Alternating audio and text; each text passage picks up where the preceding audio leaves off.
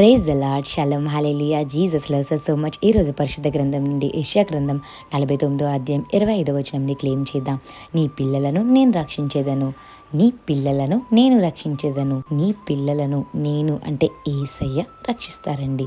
మరి మోషే చిన్న బాలుడుగా ఉన్నప్పుడు ఆమె తల్లి 3 months దాయగలిగారండి. ఎందుకంటే దుష్టుడైన రాజు మగ శిశుడిని చంపేయమన్నారండి. ఈ మ్యాటర్ కోసం వాళ్ళ పేరెంట్స్ 3 months దాచారు. నైలు నది తీరంలో జనప నారతో తొట్టి చేశారండి. దానిలో బిడ్డను పెట్టి నీటిలోకి ఆ తల్లి వదిలేయడం జరిగింది. ఆ తర్వాత ప్రార్థన చేసుకుంది. ఏమనంటే, నా కుమారుని రక్షించు అని యేసయ్యకి ప్రార్థన చేశారండి. ఎందుకంటే యేసయ్య చేతికి ఆ బిడ్డని అప్పగించారు. మరి ఆ బిడ్డ అక్కడే ఉంటే మరి ఆ రాజు ఎలా అయినా చంపించేస్తారన్న భయంతో మరి ఆ బిడ్డను 3 months వరకు కాపాడగలిగింది.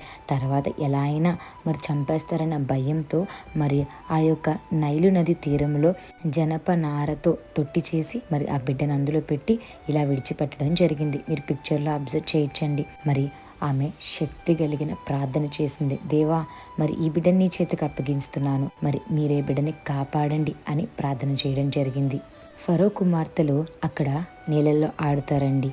ఆ సమయంలో ఒక తొట్టి కొట్టుకు రావడం మరి ఆమె అబ్జర్వ్ చేసింది. అబ్జర్వ్ చేసి ఆమె ఓపెన్ చేశారు.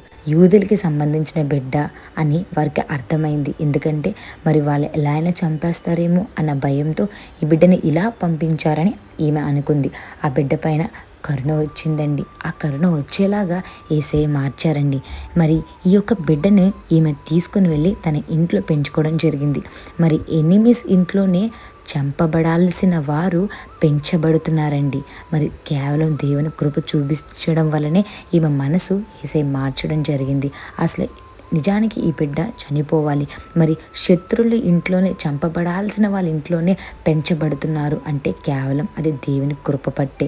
అలాగా ఈరోజు ఎంతమంది ఎన్ని మాటలన్నా మీ పిల్లల్ని రక్షించేది యేసయ్య మాత్రమే అండి. మరి శత్రువుల్ని మిత్రులుగా కూడా మార్చగలిగిన గొప్ప శక్తిమంతుడు మన యేసయ్య. ఈరోజు ఈ యొక్క వాగ్దానం మీ జీవితంలో నెరవేరాలని మనస్ఫూర్తిగా కోరుకుంటున్నానండి. యెషయా గ్రంథం 49వ అధ్యాయం 25వ వచనం, నీ పిల్లలను నేను రక్షించేదను, మీ బిడ్డలందరినీ దేవుడు రక్షించి దీవించి ఆశీర్వదిస్తారండి. Have a blessed day in Christ Jesus. Jesus loves you so much. Amen.